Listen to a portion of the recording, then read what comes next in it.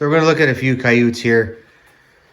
This one here, this coyote's caught a little bit later. We'll kind of show you how we can tell that. And then here, this is a nice prime December coyote. And then over here, this one's a little bit earlier coyote. And this one's a prime coyote December, but it's got a few defects in it. We'll take a look at that. And then we'll look at some other nasty ones there, or two nasty ones. And yeah, we'll just get into it here. Here we're starting to get a little bit later coyote. I've got asked before, how do you tell? And I call them woolly. If you look, it's kind of matted a little bit versus right at the rump versus kind of at the side here where it's not so matted. This guy's a little bit open on the sides here as well, indicating that he's rubbed out a little bit. And then same thing up in the shoulders, he's a little bit more open. The guard hairs are missing. Guard hairs are missing a little bit, so he's a bit more open, a bit more spotty. Same up here a little bit. But what I learned there, talking to an old breeder, especially after like they get him and drum it, it's going to stand out more. But if you ever see a guy blow on the fur, he's just checking the under fur, how thick it is. And if it's really matted and stuff like that, he blows and you can't see a good breakdown right down to the leather. It's kind of all woven together. It indicates it's a later coyote. And there's things that the dressers, they can do for that, as long as it's not too bad. If it's too bad, then they can't do anything about it, right? But they can run it through, I think it's called a raker or something like that. Basically just goes through and combs the hair out, and they can pass it through a couple times. But the more they have to do that, the more handling, the more time they spend on that one pelt. So they know if it's woolly like that, they're gonna have to handle it a bit more, and then it's gonna cost them more to dress it in the end. This other one here is a prime coyote. It's not woolly. It is good. Let's see if I can.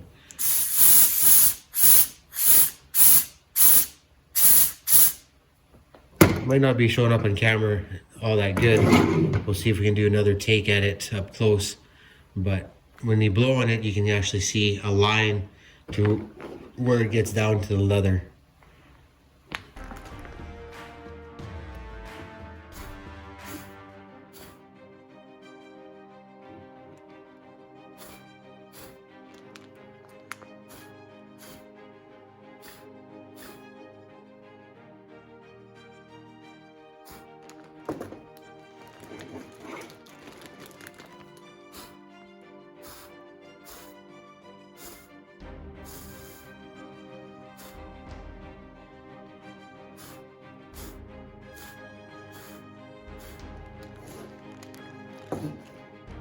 So side by side here, this is that primer coyote, and this was the later coyote. You can kind of see here he's a bit more open. There's not as much under fur as there is in here to hold the grotzen and all the other guard hairs straight up. This is another kind of lower end coyote. It's got an open neck. So it doesn't matter, like it looks like there's big long guard hairs there, but there's no under fur. And you can see how it's an earlier coyote. Leather looks fine there, but it's an earlier coyote just because the guard hairs are coming out because it wasn't set in the leather. And this one here, you can see, not the best.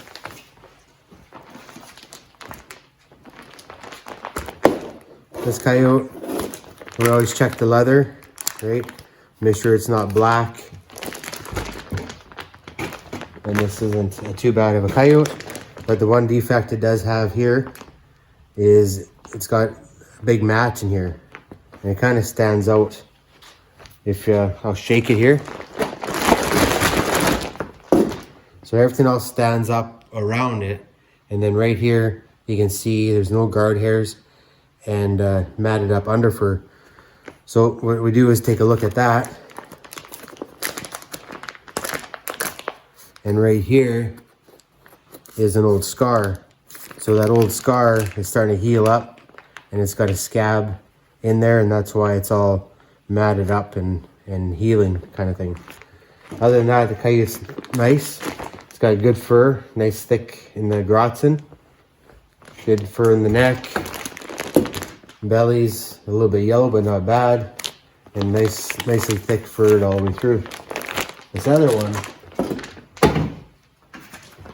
here, it's an early pup. Shake it up, and the hair doesn't even want to stand up. There's no under fur here, right? There's no value in this. In a tough market like this one here, yeah, there's no value there at all. You look at the leather, you can see in there it's all black and dark. It means the under fur isn't developed. The hair roots are still in the leather, and it's not very thick, right? The leather's not very thick yet because it's not primed up. It hasn't fully come out to 100%, and then it thickens up after. And there's no hair in the armpits, the belly. There's no fur in the belly. Pretty light, crappy coyote. One kind of coyote you want to make sure you don't even bother to skin is something like this. So I think we've seen this one before. It's open on the sides here. There's no fur, just under fur, no guard hairs.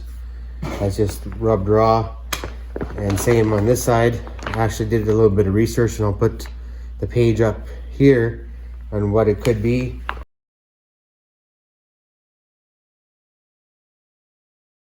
It's all festered, and the belly is all red. Like I've always told you guys, if it's got red belly, there's something going on.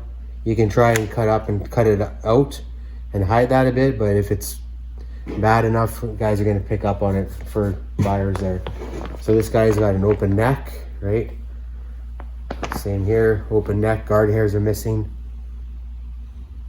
And yeah, not the best. The guy did an okay job handling it, but not the best pelt to be working on. Could have fleshed it a little bit better. There was another one that I had here, it wasn't fleshed properly, and it was greasy, and it was just gonna rot, more or less, so I couldn't buy it. And did a little coaching, showed the guy kind of what to do, offered for him to come over next time, and we can skin a coyote together and see how it's done. But here, we'll take a look here. If we do the blow test on this guy, you're gonna see it's just matted up. And you can just see, like, you can't run your fingers through it. It's just matte. It doesn't show up on camera the best with the mats and stuff like that, but if you come across a coyote like this, just leave it where it's at. Don't waste your time and skin it and stuff. Just pitch it. I just got this from the guy there, and I use it for a teaching tool now. Okay, here we have another coyote. Same thing. He's nicely furred, just a bad color. A little bit earlier, you can tell it's a little bit flatter through here. And then in here it's a little bit lighter, and in the armpits you can tell. But the leather's good. This part looks good, it's just the other parts haven't finished off on the strip of the back. And I'm going to be getting some tan fur back here of some early stuff, a prime coyote and whatnot. And it's going to have both sides, so I can show you what happens when it's too early and the roots aren't set. And that's why you don't get paid very much for them. Just trying to keep this educational for everybody. So this guy is a little bit flatter in here. Good fur on the sides, just doesn't look the best, but his guard hairs are there, and just a dark under fur. It's a nice coyote, this one. Nice, well furred, lots of under fur, right? Just a younger pup, and he's good. His leather's is good. Looks dark, but he's not. It's just the leather. It's not the roots in there. So nicely handled. So good job there. So if you hold up a prime coyote. You can see how thick that is, right? And then I'll shake this guy out. There's not much under fur there, under density. Just trying to keep a space between them, but that's easy. Like 3-4 times as thick on the one on the right versus the early one. Pup. They're both pups, right? Both the same size, but this one's just early, and this one's caught in prime time. So you can see how it bounces back with the under fur. This one here, there's not much there. This one might sell for a couple bucks, sure, but you're gonna pay for shipping, you're gonna pay for commissions, you're gonna pay for drumming, and you're gonna probably end up losing money anyways. So better not trap them when they're not prime. And plus it's a bad color. This one, it's kind of a red, and not as nice as this kind of a B color coyote here, BC. So okay, so that's kind of it there for the coyotes. Got the rest of the stuff boxed up. I'd show you more, but there's other video I have where it kind of shows different furs, explains it a bit. I thought I'd give you a bit more of a close-up this time and go from there.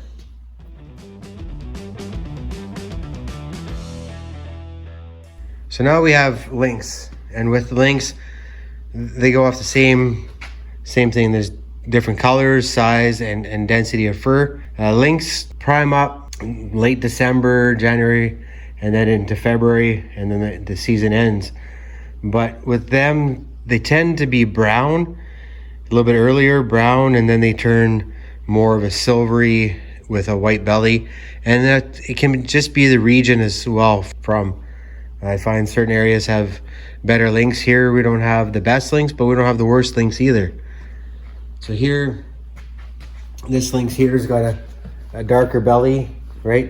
If it had a nice pale belly, these spots would stand out a bit more. But you can see kind of a dark lynx, and his fur isn't 100% prime.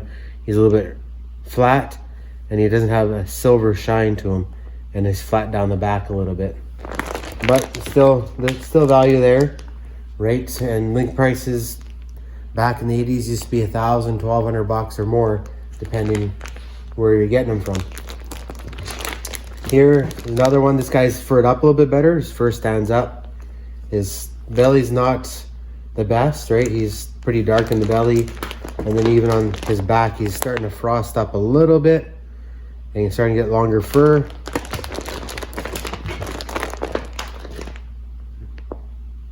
And this just thicker fur altogether, and up to the back, he's starting to prime up a bit more. So these are your earlier lynx, and they could just be like this all the time too, right? During prime time. Here we got a little bit better lynx. Their belly fur is nice and long. See if you can see this here. And he's a bit more silver compared to the other two, right? He's getting to be a nicer lynx. Nice belly, and he's starting to show the spots there. That's what they make the coats out of. They do strips, and then these two kind of blend in for the coats. Or if they're using for trim, they might use this side here and go that way. Here's a little bit better lynx. He's nice and furred up, just like this last one was nice and furred up, but now he's starting to get a bit more of a silver tinge to him. You can see it a bit better in different light. See, that shows up, and its belly is a little bit better, so it's a bit more of a clear belly, right? I don't have any lynx out right now that are just smokers, but these guys aren't too bad. Their fur is pretty uniform right down to the end of their legs. So with lynx, we leave the front legs long, but we leave it tucked inside. The reason why we do that is so when it gets drummed and stuff, it doesn't tear and rip it and then damage the pelt. And that's if you're sending it to market or the auction. If you're selling it to a private buyer, it depends where it's gonna go. They do different things with it. So this lynx here that I just pulled out, he's got a lot nicer belly, Nice thick fur all the way through. Right? He's got decent spots.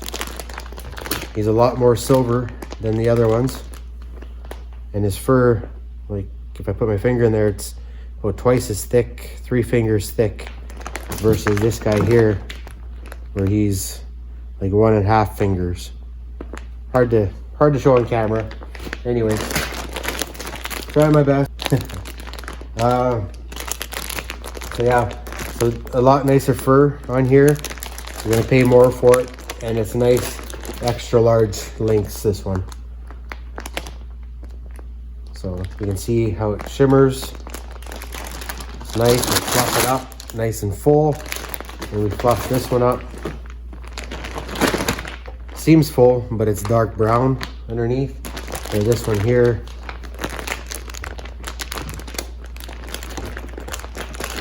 when you squish them up together, it's hard to show, but you can see the color difference there, right?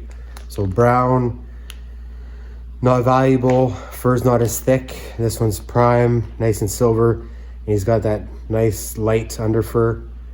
And then we could do the blow test on it, and it'll show crack right down to the leather, showing it's prime.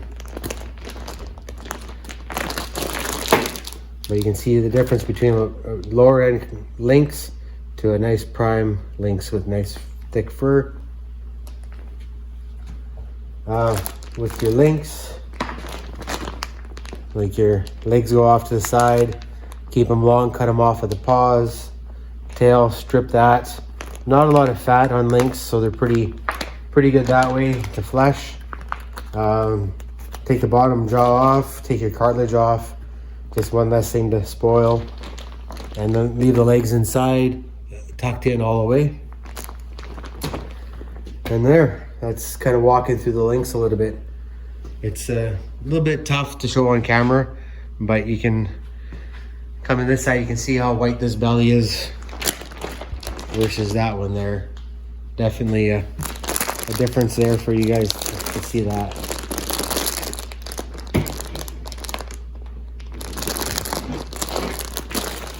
Lynx fur. So now we'll look at Martens. So I don't have a really good assortment here. The rest are boxed up. So what we have here is 4 kind of average Marten. There's 1 heavy, 2 heavies in there, and then 2 semi-heavies. How they get graded is by color, size, and density of fur.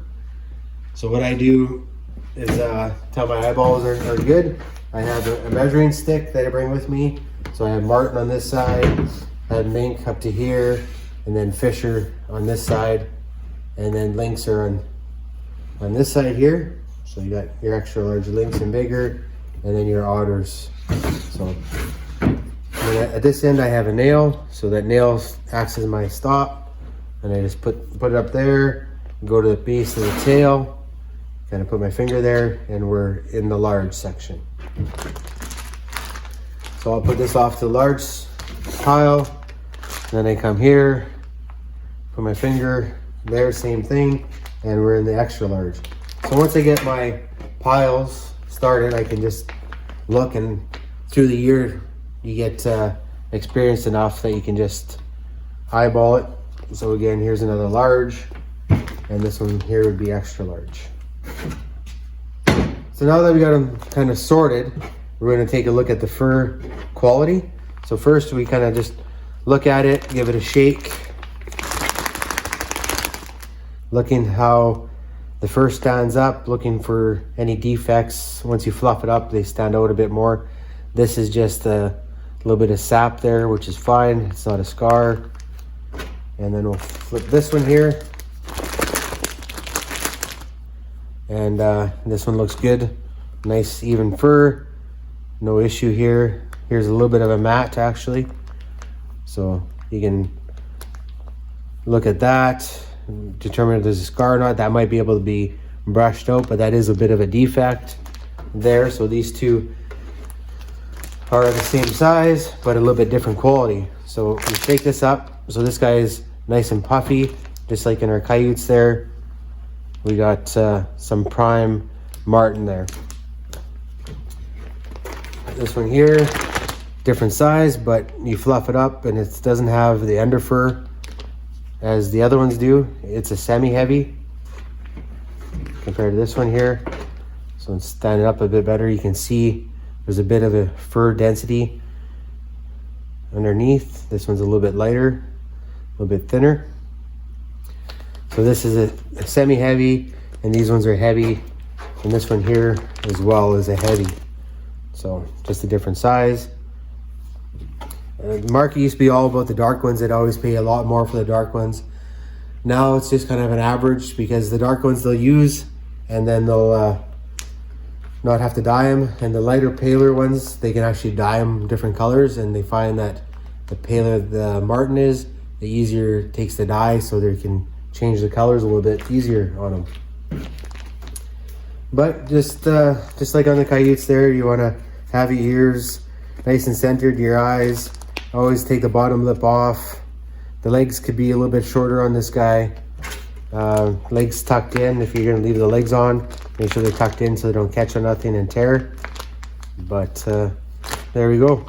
Marten prices are going to be going up here next couple of years, I kind of predict, or what I'm hearing.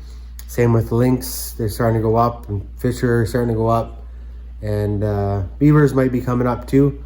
Huge numbers price wise, but a little bit at a time, and dressing starting to get a little bit better and stuff like that. So as always, I want to thank you guys for watching there. If you haven't subscribed before and this is the first time you're seeing some of the content, like and subscribe it. We could use a lot more likes, helps get the channel out there a bit more. Subscribes, keep up to date with what we're putting out, and I appreciate you guys all the time. So if you would like to leave comments, I try and get back to everybody. Sometimes I can't, but at least you'll get a bit of a heart letting you know that I read it, and I appreciate your support. All right, we'll catch you at the next set.